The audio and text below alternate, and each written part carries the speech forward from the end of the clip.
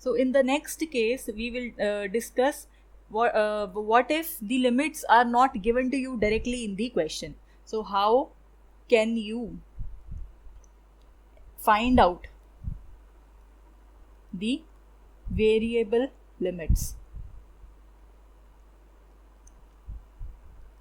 So in this case, there are two methods to calculate. Actually, there is one method to calculate the limits of integration. So suppose we are to calculate this double integration over the given area A of the function f of x y dx dy. So that means we'll be calculating this double integral over this particular area A. So the first step would be you would have to sketch the given region. So sketch the given region. So in the question they would give you some region, that this is the particular region where with respect to which you have to calculate the double integration. So you will sketch whatever is this region in the two-dimensional plane, and then you if you are to calculate if you are to integrate firstly with respect to x and then with respect to y. Let me take an example.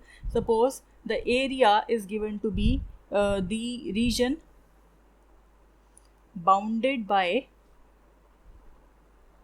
y is equal to x square and y is equal to x. Now you all know what is y is equal to x. That is a straight line having an angle of 45 degree passing through origin. So it would be something like this, right? And another y is equal to x square, that is the equation of upward parabola again passing through origin. This is origin, this is x axis, this is y axis. So your parabola would go something like this, right? So the region bounded by these two curves, that would be this one, right, in between these boundaries. So here this is your region A. So first step is done. Now you can do two things. Either you can take a parallel line. So case 1, in step 2 I'm defining case 1. What you can do, you can draw a parallel line to y axis, say parallel to y axis. So what you are doing, you are drawing a parallel line to y axis like this. So in this case, this is the vertical line. So here you will note at which point it enters this region and at which point it ends this region. So here, what is the equation of this line? This line was having equation y is equal to x, and this parabola, this has equation y is equal to x square. So this vertical line is entering this region at this point, and this point corresponds to this particular parabola. So here, what is the value of x? Yes, what is the value of x here? So the value of x would be square root y. So this is at the starting point, and at the end point, what is the value of this x? So x is equal to y here. So these are your variable limits. Now for the constant limits, what we are trying to do, we are you imagine holding up this straight line in your hand and moving it in this direction and in this direction, so that suppose this is some paint brush and you are painting this whole region. So when you move this line somewhere here, somewhere here, somewhere here, somewhere here, somewhere here, so you are actually painting this whole thing. So you are moving from this end to this particular end. So what is the minimum and maximum value of y? So y has minimum value here as 0 and y has maximum value here. What is this value? What is this point? So first of all, you have to calculate this point of intersection. So in this case, the point of intersection, when you compute them, when you solve these two equations, you will get the point as 1, 1. So the maximum value of y here is equal to 1. So basically, in this case, your double integration over the given region of the function f of x, y, dx, dy, this becomes equal to First of all, we'll write the limits of y because they are the constant limits, and then we'll write the limits of x. So they are x is equal to square root y. So obviously your starting point would be the lower limit, this would be the lower limit, and this would be the upper limit here. So x is equal to y and the given function f of x, y. So this is how you compute the limits. So that means whenever you wanted to have the variable limits of x, you draw a vertical line, and corresponding to vertical line you compute the limits like this. In the second case, case 2. So in this case, suppose your region A is again defined by these two lines. One line is x is equal to y and another line is this y is equal to x square. So these two lines. So again let me draw them again here. X, y, and this is origin. So this is the line y is equal to x, and we have this parabola, upward parabola. So it will be something like this, y is equal to x square. Now we have to evaluate this area, this double integration of the function f of x, y. So it would be, first of all, we are now interested to calculate what are the limits of y and what are the limits of x. So in this case, what we are going to do, we will draw a horizontal line like this, parallel to x-axis. So we will draw a horizontal line parallel to x-axis. So you will first note that what is your entry point here and your entry point here, right? And then you will see how far it will go from here and how far it will go down. So that is what you are seeing. So here we'll say we have to paint this particular region. So painting this particular region, you will move your brush like this, so that whole of the region would be covered, right? So here, first of all, we'll see what are the limits of y. So they would be maximum limits of y and then the limits of x, and f of x comma y, dx and dy, right? So the x limit, it would be here, what is the value of x? Its value is y, and here what is the value of x? It is equal to square root y. And here what is the value of y? The value of y is 0, and here the value of y is equal to 1, because we already know what is this. This is the point of intersection and its value is equal to 1, right? So this is how you compute the area. I'm sorry, in the previous case, whenever we have drawn this vertical line here, in this case we will look for the values of y in this direction, because this is the increasing value of y. So this is wrong. We will look for the values of y instead of x. So what is the lower limit for y? The lower limit for y, so here the value of y, that is equal to x. So y is equal to x, and here y is equal to x square. So this is given to us, and here, because you are moving in this horizontal direction, you are moving your vertical line in the horizontal direction. So that means your minimum limit for x, that is the value of x here. So your x varies from which point to which point? Your x varies from the point 0 to the point x is equal to 1, because here the value of x is 0, and here corresponding to this point the value of x is 1, right? So your limits in this case would be not this. So it would be, here you will write the limits of y first and then x. So it would be y, and the limit of y is from x to x square, and the limits of x varies from 0 to 1. So these are your limits. So this is how you can compute the limits. So let us see one question.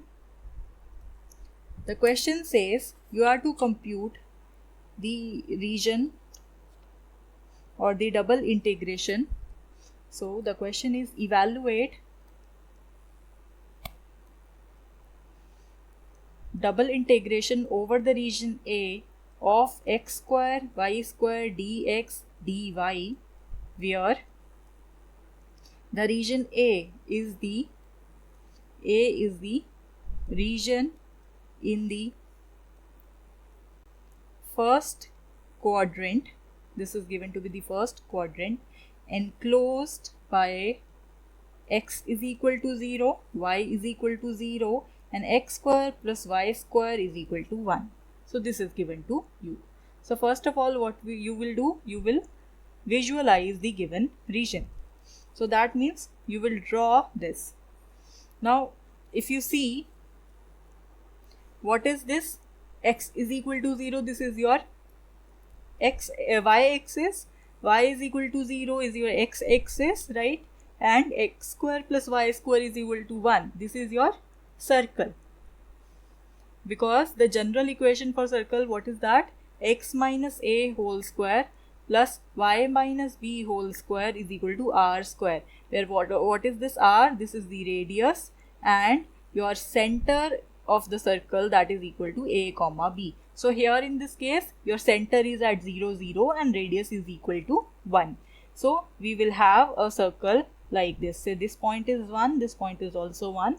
So a circle would be something like this. And we are only interested in the first quadrant, so we are not drawing the other portions. So this is our circle here. This is a region A. Now according to this region A, we wanted to compute the integration of the given function. So what is this integration? Now it is up to you whether you wanted to calculate the variable limits in x or the variable limits in y. So that is why we are saying the double integration over the given area of the function x square y square dx dy, this would be equal to, depending upon whatever thing we are taking. So suppose I am taking this vertical line over here parallel to y axis. So here in this case, the limits of that will be varying would be of y. So here I would be defining the limits of y dy, and then I would be defining the limits of x. So now, and the given function as such, x square y square. Now here what we are to do, we are to first see what are the limits of y. Now here at this point, what is the value of y? The value of y here is 0. And at this point, this is the equation of circle. So the equation of circle is x square plus y square is equal to 1. This is given to you in the equation. From here, you have to calculate what is the value of y. So when you simplify this, you will get y is equal to 1 minus x square square root.